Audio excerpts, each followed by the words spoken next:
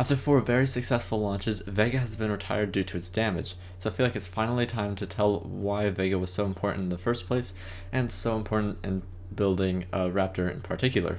All that and more in today's episode of Orbitals, but before we get into it, make sure to subscribe, like the video, and check out my website orbitalsrocketry.com for more.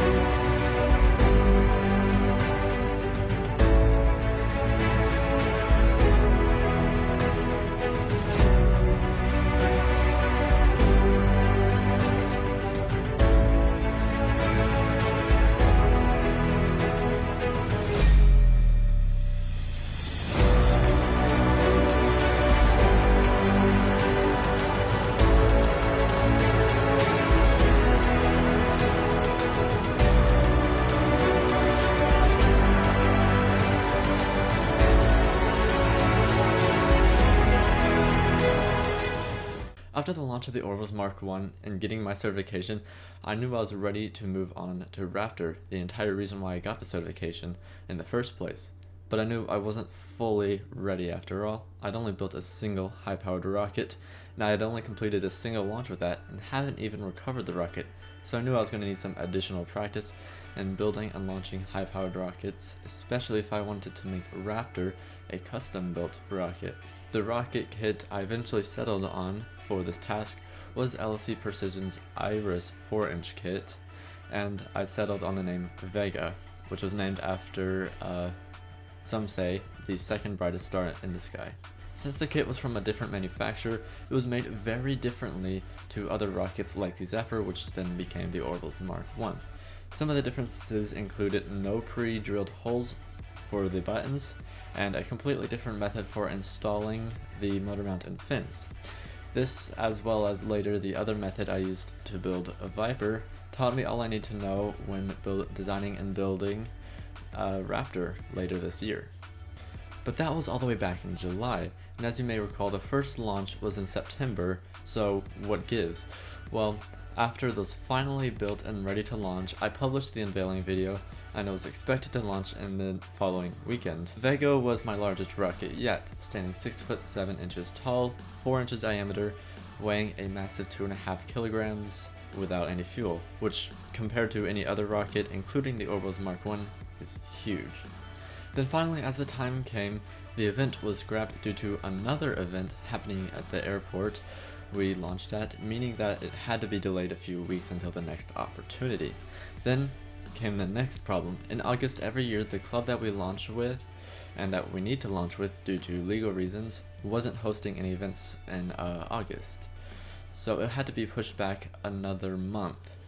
Then it came time in early September.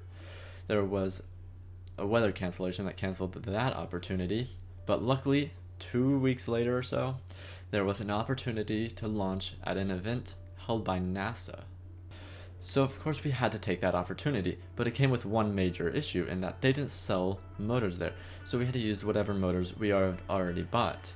Since the only high-powered rocket we had was for the certification flight, we'd only bought the smallest possible high-powered motors, the H100.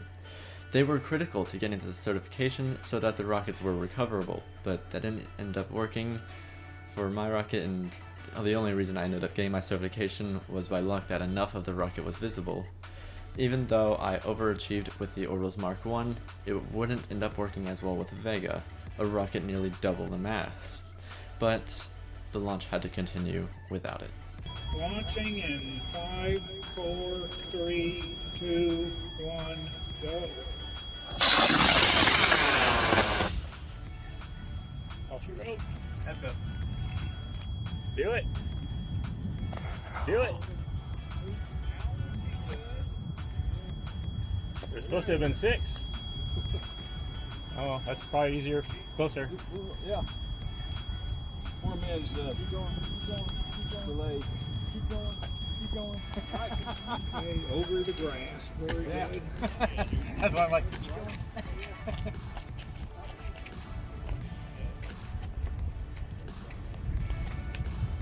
think it's the closest we've ever landed yet.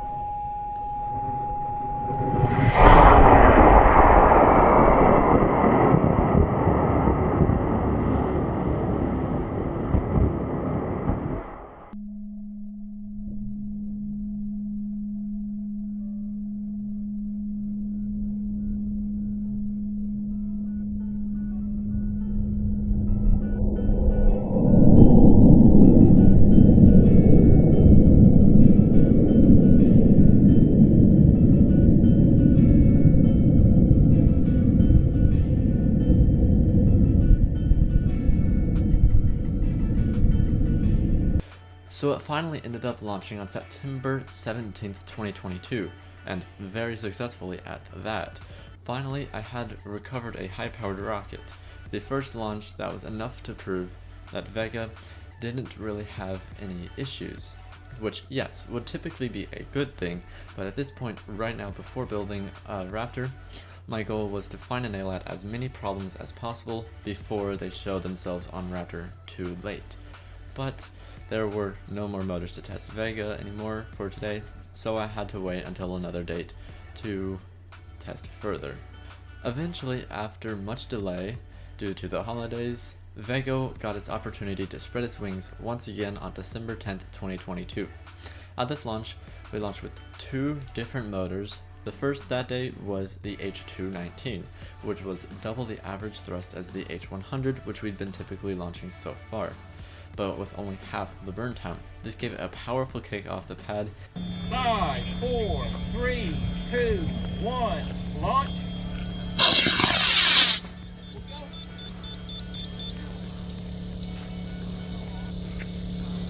Do it. Oh. Event, shoot.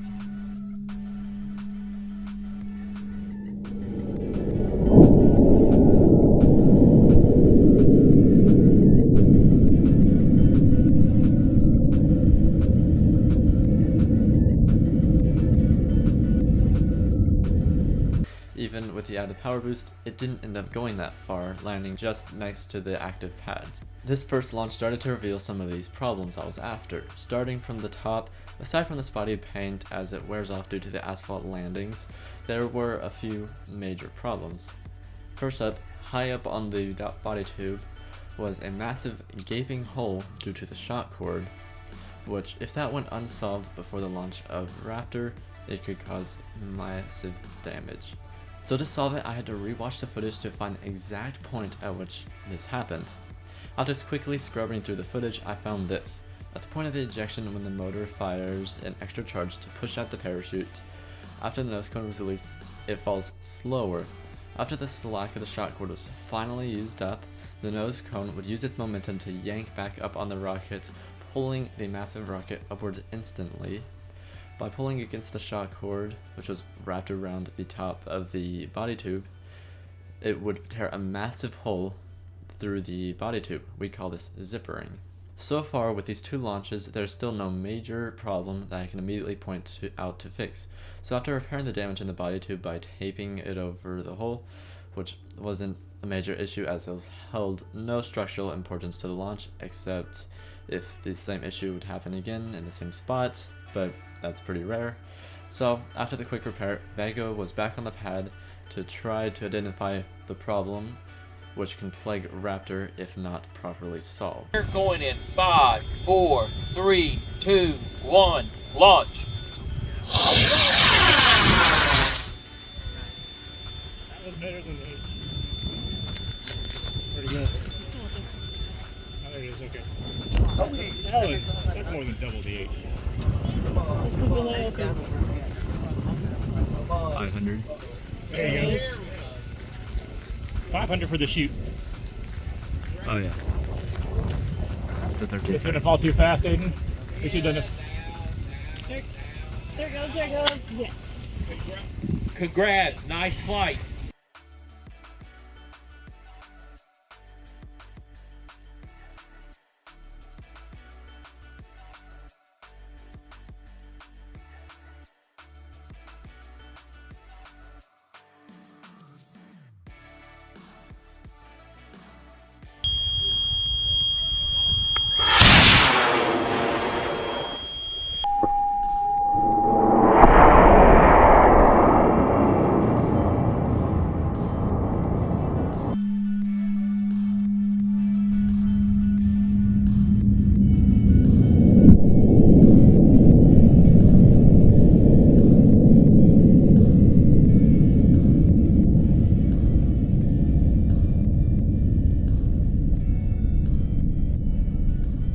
This time we launched Vega with a larger motor, the I-175, which remains to this day to be the largest motor by total impulse that I've used in a rocket.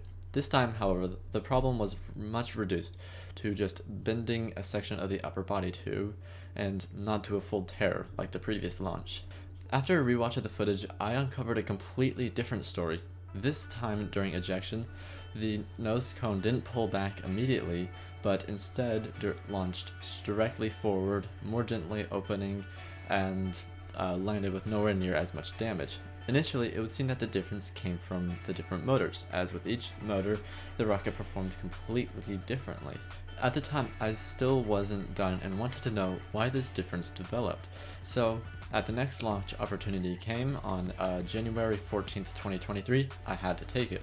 This time, I had a new, recently unveiled rocket with my mid-power rocket, Viper, which I won't be covering in this video. After Viper's first ever launch, it was Vega's turn, back with the I-175, the one used on Vega's last launch, L-16-2. 5, 4, 3, 2, 1. They're going to try to stay down at that end of the runway. Do it. Also want to shoot release at 400 feet. Oh, okay. Alright, shoot is out. That was by design.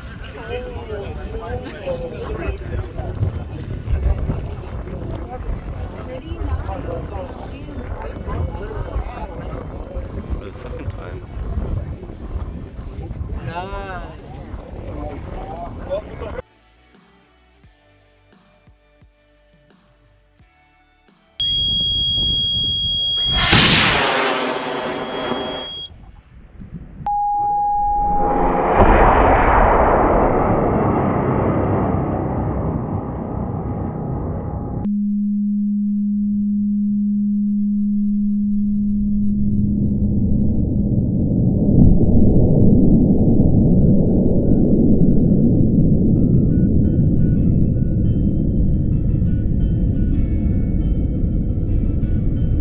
This time with different results.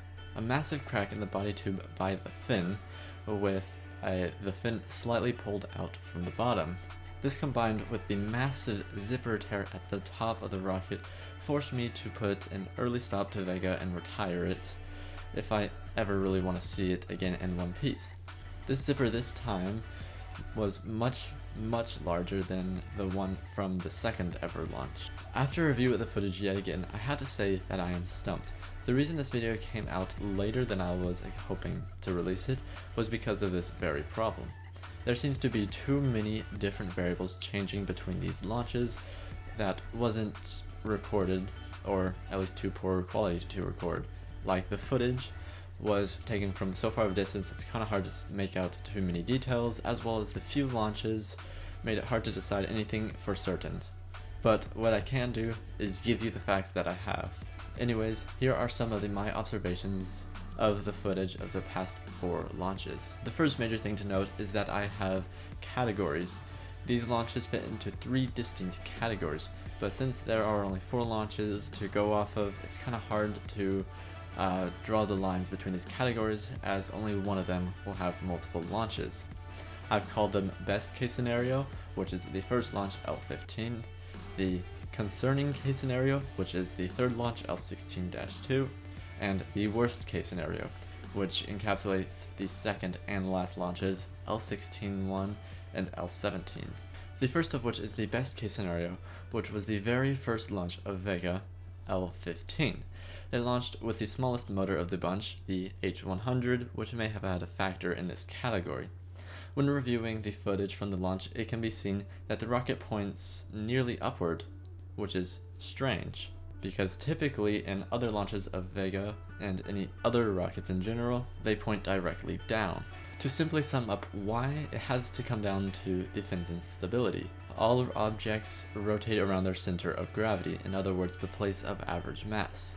The fins at the bottom create a drag and pull on the rocket from the bottom, basically making the bottom of the rocket drag behind the center of gravity, making the rocket point straight up in the direction of the airflow. So as long as there's enough airflow to create decent amount of drag, the rocket will point in the direction of the wind, which is most of the time the direction of its travel. This typically makes a rocket curve in an arc, but not this launch. It seems to stay nearly vertical the entire way up and back down. This isn't a factor of the rocket just being slow at apogee, as all rockets cross with an upwards velocity of 0 and then going back down. If it was about speed, then all rockets would do this, at least for vertical speed. There's the chance that due to minimal winds of that day, there may not have been any rocket drift, therefore no arc, but it's hard to tell if that's the reason. But since the rocket is already at an angle in the footage, that can't really be the answer. So if you have any ideas, it seems to defy physics and I don't understand why, please leave them in the comments below. The second category, concerning case scenario, was experienced by Vega's third launch L16-2, which launched the largest motor we've used yet, the I-175. Please note that the fourth launch, which ended up in the worst case scenario, uses the exact same motor. When reviewing the launch footage of L16-2, this specific category is defined by when ejecting the nose cone that seems to travel straight out in front of the rocket. I define this as concerning, as when the rocket is recovered, although not nearly as bad as a zipper like in the worst case scenario, this launch did damage the airframe. When watching the footage back, there are a few clues that we can use to tell why this happened. First being, if you look at the fins, they appear to be spinning, which no other rocket is doing, which can potentially mean that the rocket is either experiencing additional drag, which could cause the nose cone to not immediately go back, as the rocket is already experiencing drag too, but it could also mean that the rocket is going fast. But this explanation doesn't entirely make sense. If you compare it to L17-2, you can see that the parachute doesn't open until much later, even though the Jolly logic, which opens the parachute at a specific altitude, was set to the same, not higher altitude that launch. This proves that L16-2 descended slower or went higher, which can't really make sense, as both L16-2 and L17-2 used the same I-175 motor. Again, I'll ask y'all if y'all see something that I can't quite see. Make sure to leave it in the comments below. Then the final category, the worst case scenario, made much worse as it's the only one to happen twice. once on Vega's second launch L16-1 with an H219 motor, and once on Vega's fourth launch L17-2 with yet another I-175. When reviewing the footage of both of these launches, I characterized them as after the deployment of the nose cone would immediately fall back, tugging on the rocket over the rim of the body tube. I characterized it as the worst case scenario, as they were the only launches to zipper the body tube, causing major damage, and one of the reasons the Vega is retired. If only either one of these problems happened, it is completely solvable, as I can just solve one specific issue. In my case right now, there are several different events, which makes it ever confusing to find one certain problem for Raptor and future high-powered rockets to solve. Other problems, like the cracking of the body tube, is a clear sign of the sheer force that these rockets will land with. It is and has been a sign of the upper scale of rockets, which may need a larger parachute to land slower. A similar issue started to plague one of my past rockets, the Eagle 1, which was just too large for the parachute I gave it. So far, there are a few plans to prevent these issues from occurring on Raptor, some of which include using a wider shock cord to better distribute the forces that cause zippering, or using glue and other possible materials like fiberglass to strengthen the upper end of the body tube. Some of the zippering issues may be solved with the lengthening and making heavier of the nose cone with a cargo bay, depending on the exact issue of zippering. So far, Raptor isn't finalized and may slightly change from the one unveiled to improve its performance and durability from what I've learned so far. Anyways, if you want to see the end of this in Raptor, then subscribe and stay tuned for future updates, and make sure to check out my website orbitalsrocketry.com for updates about these programs. Bye.